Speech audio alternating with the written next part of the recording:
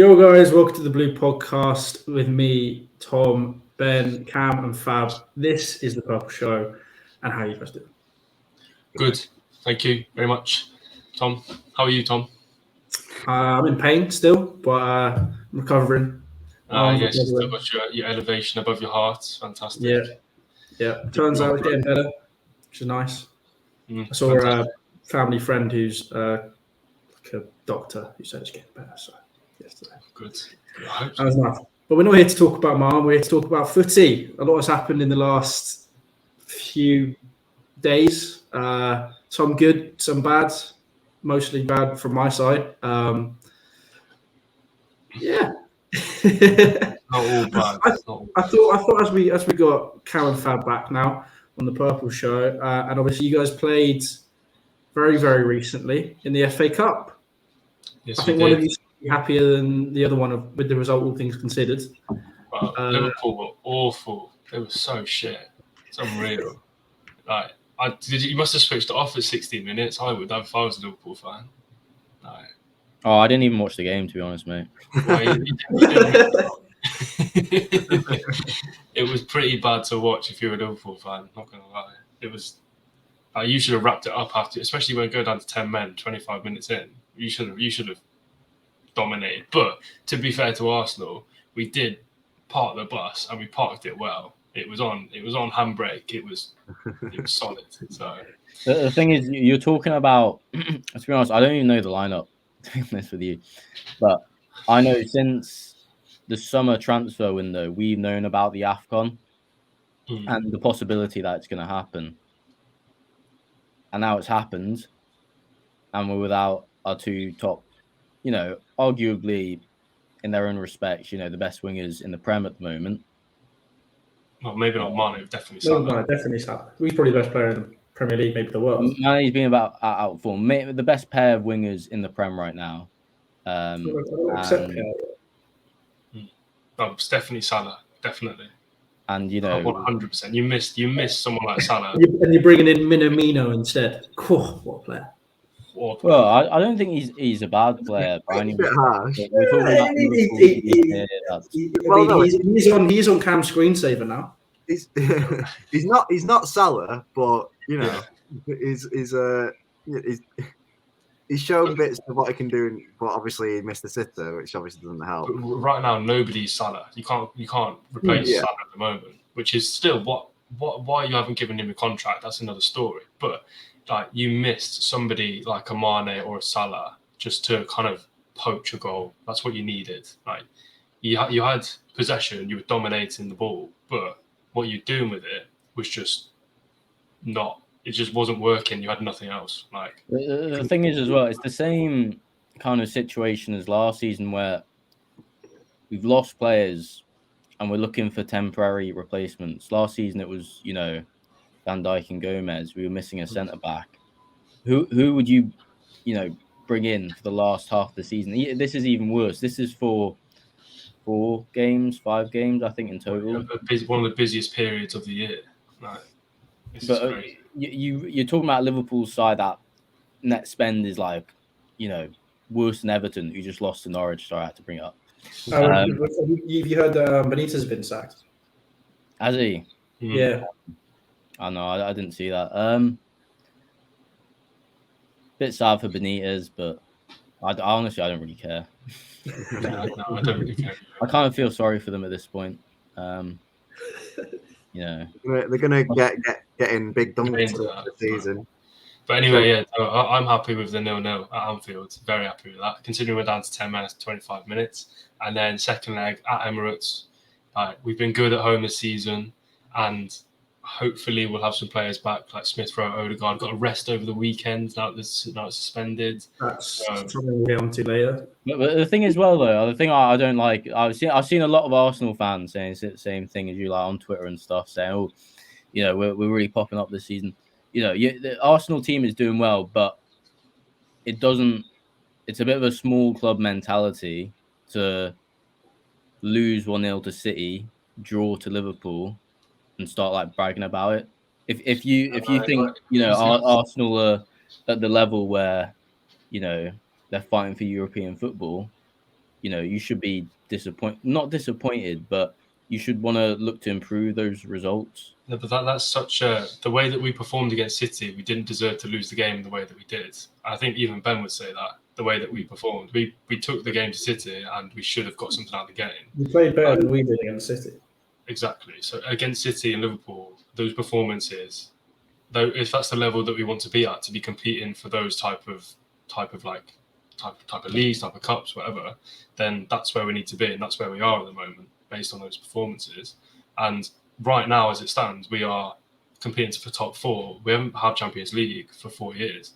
So as right now, we should be singing praises because we've not been here for 4 years. So, but you need the points. You need to get them. Yeah, points. but until you should be knocking us out.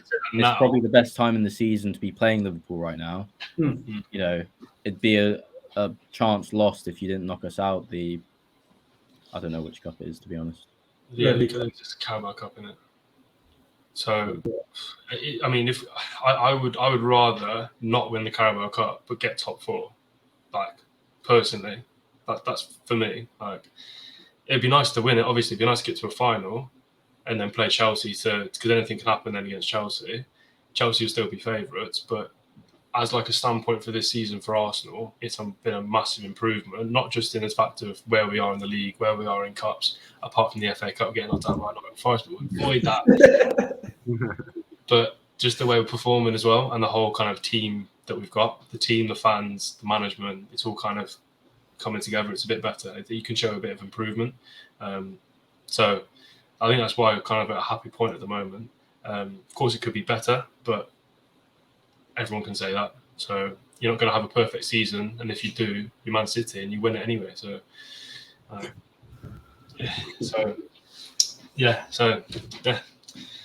but we'll see next week. We'll see. Well, speaking of I guess top 4, Jack Harrison I think has now scored a hat-trick against West Ham. It's now 3-2 to West Ham, which I think probably makes you a bit happy, Cam, having West Ham possibly dropping points. Dropping points, that is what we need, because they went ahead of us. They're a point ahead at the moment, I think, or were a point ahead. So then we'll have a game in hand, and that will be Tottenham. That will be against Spurs. That makes that game even more so big, not just to take on West Ham and gain points on them, but also keep Tottenham away from not just us, but everyone else as well. Keep Tottenham away from us, which is the scary fact that we have to live with now. Is after yesterday's result, Chelsea could be overtaken by Spurs if they win all the games in hand. Fortunately, one of the games in hand is us. Fortunately, one of the games in hand is Arsenal. But still, it's a very scary time to be a Chelsea fan because they're looking like we could not get third place. Well, again, but that's saying that they will win their games, which, let's be honest, is unlikely.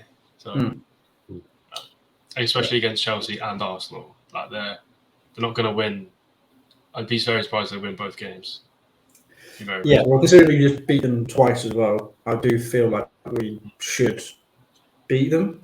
But I mean, Chelsea is slightly in free fall. I'll rip the band-aid off now. Not a great performance yesterday. Sorry, Fab, for not keeping the title race a little bit interesting by winning it. But I know Ben unfortunately didn't watch it because it was at work. But I had my granddad around, so me, my dad, and my granddad watched it on TV.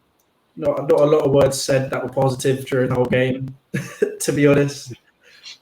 Fantastic. The things I saw were Lukaku missing a couple chances and Grealish missing a big chance. Yeah, so Grealish and Lukaku, the 200 mil players, probably missed the 2 biggest chances of the game. I think Grealish's was easier to score. Like Kepa did his job, but most £100 million players scoring in that position. It was a better save from Ederson for the Lukaku one, but again, £100 billion striker should be putting that in the back of the net when you're 1-1 with the keeper, which is great. But apparently,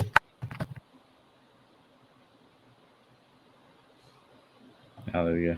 That's better. Sorry, apparently my audio was going a bit buggy. The positive thing is it only took one bit of brilliance from guy that didn't even make me and Ben's combined City. Yeah, Chelsea. he watched our video and was like, "Right, no, I'm not having this. I'm not having this." And then popped up with that. But yeah. No, You reckon obviously you're very happy with the result then? I mean, yeah. I mean, it's fantastic for me.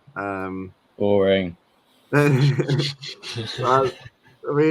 this is the thing, like, because obviously it's City, and I don't care. But like, I mean, I get, I get obviously, other fans being a bit like, miffed by it, but like, we can't. It like, I mean, other fans said it's not City's fault. It's just City, like, But yeah, I mean, like you say, it was sort of obviously City were on top in the first half, and obviously because I was in work and I was like giving a little cheeky look at my phone now and again. And it said at the end of the first half, it was like, oh, City on top, but no goal scored. I was like, right, here we go. Here comes a 1-0 away win for Chelsea. But then predicted as well. I remember Kieran messaged me at half time saying, your prediction is looking like it's going to come through. And I was like, no, it's not. We're playing awful. We didn't have a shot in the first half. Yeah, was that the first time I saw stats from the first time it's happened since Tuchel took over or something? I don't know. Probably. You had 0 XG in the first half. Yeah. Not surprised. But yeah, and then obviously it's nice when you're working, you found a little check and there's a goal notification saying you've scored. It's a lovely feeling, But obviously it did take a moment of brilliance from De Bruyne to score, because Chelsea obviously, even though you say you weren't playing well, you still defensively. Defensively wasn't the issue. It was more the rest of it up top. Yeah. I think Tuchel kind of has to hold his hands up a bit with the selection of Pulisic and Ziyech in hindsight, and I think every Chelsea fan also questioned it when the team sheet came out and Ziyech and Pulisic were starting next to Lukaku and not Hudson-Odoi and Mount, who both were definitely the more informed players. I think Hudson-Odoi especially lately has been the best winger we've got, and yet he's not starting in such a big game. It was Mount. I was surprised, and I admit him in my fantasy. I was like, sure start.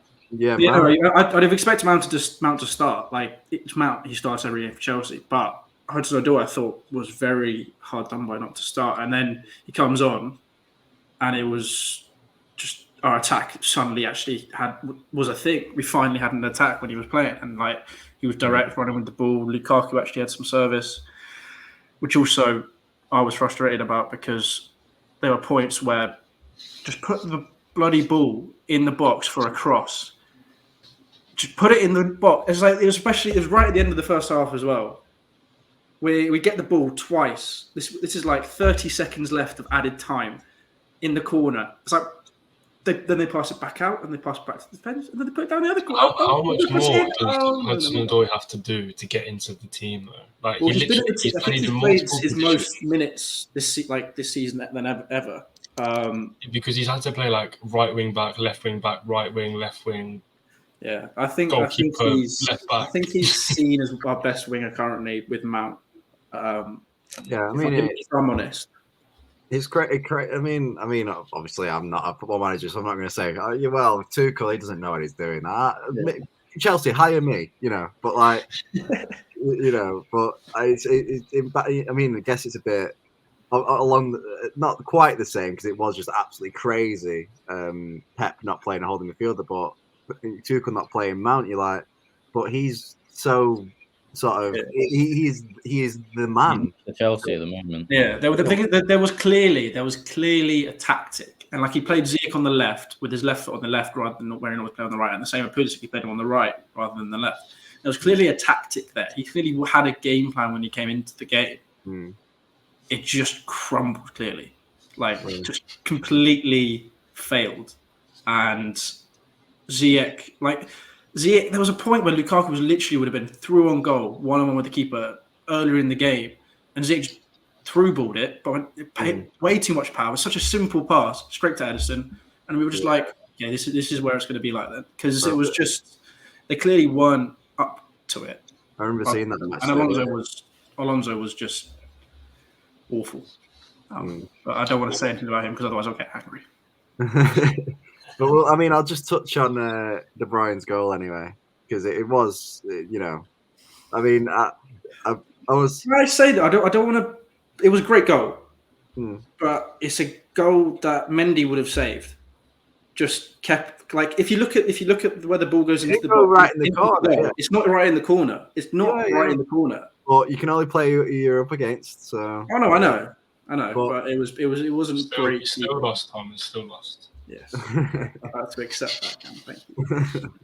But yeah, right. I mean, it's not even the finish. It's a build up to that goal. So gets it on the half turn, and Kante tries to get it in, but he stays on his feet, carries on, and then he waits. He doesn't shoot straight. He waits for that gap to open up, and then puts it into the bottom corner. It was a lovely goal, but I mean, I do think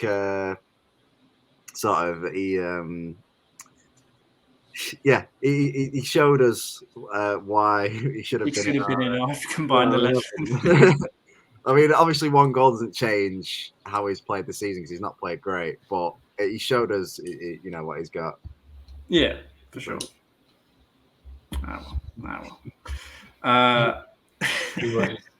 We'll touch on Lukaku as well, who didn't have his best game and hasn't been ever since that interview. What do you guys think of him right now? I think that he is a toxic member of your squads who needs to sort himself out. I don't care if it's taken out of context, right? If you're £100 million marquee signing for a club, like, why are you coming out and it might have been to suppress all the fans at Inter because they were on his back, but there's just certain things you do and don't say. Cristiano Ronaldo has come out recently and done an interview, right? And he doesn't talk about, he mentions that there's issues, but he doesn't go into detail about those issues. He says that there's things that are wrong, but he doesn't then just go into it further because he knows if he does that, he's disrespecting the team, like the players around him, the manager, so the fans, disrespectful. The disrespect that he's done to you as a Chelsea fan is unbelievable. And it seems that now it's just kind of just been, he's apologised to everybody and he didn't play, he got his punishment, and we move on. I think he got $500,000 fine as well. Oh no. Yeah. Yeah. 2 weeks wages. 2 weeks wages. Oh no. But he's got a degree. He's got a degree in PR. Right. Really? Yeah. Was Marcus Rashford got a degree or something? No, but I'm talking like he actually has a degree in it. He actually has a degree in PR, and he then does something like that. It's not. You know what? He's been caught out trying to keep everyone happy, and then he's forgotten about. I need to now. I'm not playing for Inter. I need to. And then he's just kind of had to backtrack. Yeah. So much. I think one thing as well I've seen at Liverpool, it hasn't been so much relevant lately, but there's a certain player standards we maintain in terms of if one of your players messes up, Liverpool are very strict on what the consequences are. We're not talking fines here. You're out of the club. It happened. There's a couple touchy ones I don't want to talk about, but the less sort of controversial one was I think Saka, or the Crystal Palace centre back Saka. Saka, Saka, that was it. He played for us a while back, and there was an incident. He had to lose weight, and he took some sort of performance enhancing drug to, cheat a little bit. Wasn't that big of a deal, just him being lazy, really. And he got found out, and he people found out that was it. His career at Liverpool was over. He got sold pretty quickly, and that was the end of the story. There was no sort of, he's come back into the team, he's come back out. There was no fine. It was just straight out the door. And I feel like the issue is though with Lukaku is he's cost us 100 million. Yeah, you can't. Yeah. That's the main issue there. Like if it was a 20 mil player that did that, probably gone. But we'd lose millions if we sold him. Mm-hmm. Yeah, I guess it's somewhat similar at City in the sense that sort of if a player says I want to go, they just go, all right then. They're like Ferran Torres for example, like he was like I want to go, and he was like, all right, yeah, you can go, because if a player doesn't want to be there, and it's toxic for the dressing room, and then it doesn't help. It impacts players around, doesn't it? It just they're going to be like mouth talking, whispering people's ears, just like I'm not happy. Why? It's undermining the structure, the authority as well. Like it's just not good to have. Like it's just not good. And we said on a previous podcast, I was trying to think, would I do something different, the same as Lukaku? I'm like, no, because I'm like, as me as a professional, if I was like in his position thinking I'm not happy with this, I would go. My first thought wouldn't be, oh yeah, I'll do an interview. You'd be like, right, you know what? I'll talk to the manager behind the scenes. Keep it behind the scenes. I wouldn't think professionally. I wouldn't go, yeah, no, I'm going to do it. Because full well what that's going to do. No matter what context it's in, you saying I'm not happy about how things are going at Chelsea at the moment because the manager's deciding to do this. It doesn't matter how you're saying it, when you're saying it. Those words, they mean something in every context. Like it's not. And then obviously it all exploded, and then he was getting into good form and then had to miss out on a few games, quite rightly. Like, doesn't deserve to be in the team. But then because he is your big player, he's your main man. Yeah. Back in, you've got no choice. Like, you have got no choice at all. No, we haven't got a choice. And the issue is as well, it's clearly affected his mentality after the interview was released, because he scored 2 goals in a row. The 2 games he came back. And then he had that interview released. So obviously he had the interview before those 2 games, scored in those 2 games, thought it was fine. Interview was released, cocked up. Now he's not scoring. So yeah, it's a very tricky time for Chelsea. And we got a lot of big games coming up. We got Club World Cup during the winter break, and I honestly have no idea what to think right now. Does anyone know when the Champions League's back? In February. Last night, and it's I don't have a clue. I think they're like February, March, aren't they? Pretty sure. I'll just double check, but we're talking about like discipline and stuff. Aubameyang, right? Oh yeah. If you told me at the start of the season or before the start of the season, we're not going to play Aubameyang over the Christmas period into January, and he's not, or December, Christmas, January, I don't think he's played a game since like early December. And the whole reason behind it is because he's always late. He went on holiday, and it's just like minor things that just are minor, but there's so many of them that his discipline is just awful. He's supposed to be captain of the club, so he got stripped of his captaincy. He's not played a game since. Who's your captain now? There's a captaincy group. There is a collective of captains. Is Xhaka in that group? Yeah. Exactly. This is the other thing. Baffling still, though. Sorry. Talking of discipline, Xhaka, me and Tom talked He's about had 2 red cards this season already. Yeah, we talked about it though, because Arsenal play better when it's in the team. Yeah. The thing is, that's the problem though. Like we need him. So okay, who was it recently that Tavares got subbed off against Nottingham Forest after like 30 minutes? Doesn't play the next game. That's because he's disposable. Right now, our only midfielder is Lokonga, because Partey's gone to AFCON. Oh yeah, so that's an Al-Neni gone as well. And Al-Neni, and Maitland-Niles went to Roma on loan. Yeah. So our only central midfielder now that Xhaka got that red card, is Sambi Lokonga.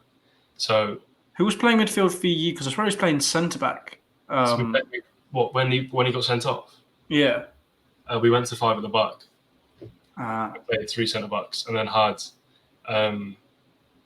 Lokonga, and then Diamond of Martinelli, Saka, and then Lacazette.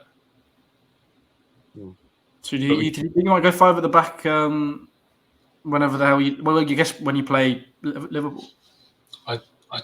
No, it's too defensive. I think it's hard to play against, it's hard to score against, but we also didn't have much. We had 1 chance in the game after Xhaka got sent off, so I doubt it. Even though they defended really well, I don't think so. But I mean, that's a person who, for us, even though he's been sent off like 6 times in his Arsenal career, somehow he still gets picked by every manager that he's worked under. So Lundberg, Emery, Arteta, they all seem to pick him, and they're all like they're like captaincy choices. He's their captaincy choice. So either he's a really nice person, really nice guy, or like he is actually good in the dressing room. I don't know. I think I haven't seen all of his red card. I don't watch him obsessively or anything. The red card he got against Liverpool. To be fair to him, Jota, if he doesn't put that challenge in, Jota probably scores that realistically. He's their own goal. So it's not. And you look back on that. If we would have gone 1-0 up, we probably would have, finished the game 1-0. I don't know. I feel like he almost took a red card, and it's one of those ones you don't know if he's sacrificing himself. Yeah, but stop the goal. They're sacrificing yourself at like the 80th minute, 85th minute, and then sacrificing yourself after 25 minutes at Anfield. Yeah. It probably was still a silly challenge, but he was for own goal, and it wasn't either like one player I've been disappointed with in terms of red cards is Zaha for Palace. I think he's got his like second one of the season recently. I think I don't keep track, to be honest. And most of the time, he just picks up lots of cards for just silly. He just like lashes out. He's got a temper. Nice. He's got a temper, and he's one of those players. I think he should have moved to a bigger club. No offense, Palace fans. And try to make something, but no one's going to want to pick up like some little angry. Yeah, he's got serious like discipline issues, hasn't he? Yeah, exactly. He like. It's like he feels he's got this God-given right to not get tackled. You know what I mean? Like, so well, like he's the most powerful player in the Premier League. Yeah, like, but like, so like that's the thing. Like, so he should know full well that players are going to target him because they know they'll get a reaction out of him. So like, it's not like it's just that he's been hard done by. He's giving them the reason to target him. And it's like even like when defenders do those little nips and stuff like that. That's part and parcel of the game. He reacts to it. He reacts so badly to it. And it's like you can't do that. But Ben, you should know more than anyone. The player who's turned what Zaha gets into a advantage is Grealish. Especially when he was at Villa. I don't know so much now. At City. What Eden Hazard used to do as well. Still to an extent, yeah. Yeah, still does, yeah. I mean, with Grealish as well. Obviously, he started off. He's been okay basically for City. I know I've said a lot about him sort of being like it always takes a season for a lot of players at City before they hit the ground running. Blah blah blah. And it was sort of coming up to recently where he's still doing the getting the fouls and stuff like that. But for some reason, he just didn't have the confidence because he wasn't. He kept on whenever he got the ball on the wing. He would face up the defender and then just go back inside, and he would never try and beat the defender around the outside. But it was nice to see against Chelsea that he actually started to try and beat players down the outside. So something started to click there. I think that might be a bit about what he's being told as well, though. Like if he's got at Villa, he would have been told just go play because we need you to play football to win. Like, whereas at City, you have to have structure. So maybe he's been given more organisational kind of responsibilities, which means that if he gives the ball away by trying to do something, trying to draw a foul, trying to do this, then he's not fulfilling that responsibility. So maybe that's why But yeah, I mean, there probably is that to an extent, but it feels like he was all maybe it was him sort of misinterpreting it a little bit and following it to like the T, because I don't think Pep's like wingers. You do not dribble with the ball. Like look at Mahrez. He yeah, takes on a man near enough every time when he gets the ball one on one. exactly. So I think it was just sort of maybe it's like you say part of the learning process of like having the structure, but also being able to work within that structure. Because I mean Sterling, he always tries to go down, get past the man on the outside. Like what you need wingers to do that, but Grealish just wasn't doing that. But I mean, going back to the sort of Zaha and Point and Grealish, like he does like Grealish. You see in interviews that he's sort of easygoing and stuff like that. So when he gets fouled, he laughs it off basically. But Zaha just does not do that. And I guess obviously people are different, but maybe it's maybe that's one of the reasons that it hasn't been picked up. I don't know. We don't know that. Like if that's a weakness that you can get in his head, that's something that, like you said, everybody will pick up on that. Everyone will. But then for some people, it's like they play better when they're angry, when they're annoyed. I don't think he does. I think he gets reckless when he does that. But yeah, so but that's where he gets stupidly sent off or stupid yellows because he lashes out. But if he can use that kind of anger to get that extra yard on a man or be determined to get past the player and do that, that's where he influences games. So I do remember him being. Sorry, he's got to control it. He's got to have some sort of like limiter of like how far does he go? Because if that's part of his game and how he plays football, then you can't really just nurse that out. You can't just tuck it away. So actually, I've completely forgotten to compare him. One player who's actually arguably, the same sort of style as Zaha, and gets that extra foot ahead of the defender without getting so angry when he gets fouled is Mane as well. To give credit to him. I thought you were going to say Sarr then. Sarr's just really quick. So Mane's one of those players. He might not get fouled just as much as all these other players do, but but what he does so well on the pitch is he can take a man on, get that extra yard ahead of them, and make something of the ball. His shooting, his final pass. There's room for improvement. His elbows and his studs get involved as well sometimes. Well, no, but you say that, and I'm joking. No, but it's a good point because he has gotten red cards before. The one that stands out for me is that Ederson one a couple of seasons ago, and he can be a little bit reckless, but the difference is there's no ill intent there. Even the Chelsea weeks back in the first 2 minutes. Yes, it was a silly challenge, but there was no ill intent there, and I think that stops him from it developing. If you're going to always try and get that extra yard, compete that extra 10%, you are adding the potential of creating a foul or doing some damage to your opponent. It's it's a trade off. Some players have to accept, and Mane, I think he's one of the best at it. He puts in that extra 20% into those challenges, and he reaps the benefits because he doesn't let little nigs and little fouls on him get the best of him. Well, yeah, that you're absolutely right. Because I remember times when you've actually said, Mane, just go down, for crying out loud, because obviously Salah on the other side of the pitch is a bit softer, and there are times when Mane will be fouled the same as Salah, and obviously won't go down, and obviously there are times when you're like, go down, please. But yeah, it's definitely a interesting aspect. If we're talking about Zaha, though, you've got to talk about Palace, and what are you guys' thoughts on Conor Gallagher this season so far? Cracking. They're going to try and keep him. I know they will, yeah, absolutely, and I can understand why. I mean, I wouldn't be surprised if they do, because we always return to this point when we talk about Chelsea's youth players, is they're not going to get played.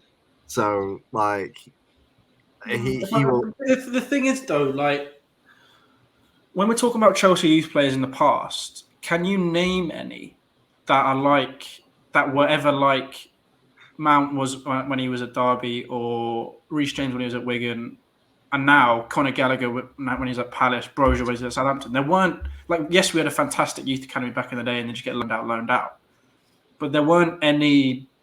There's more nowadays that are actually No, high-end loans.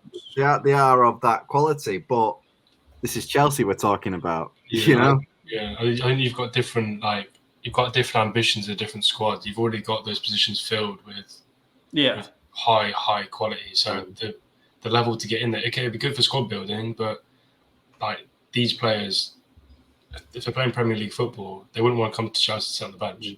Yeah, I mean Mason Mount, he was of that sort of that Lampard ilk of it, like he's a local boy, blah blah blah blah. So he might have still broken in, but like the only not the only part of the reason was that transfer ban that allowed these youth players to get played and show what they can do. This is why they are currently playing now, but they don't have that anymore. And so, like I say, a team of Chelsea's quality have spent all this money on these players.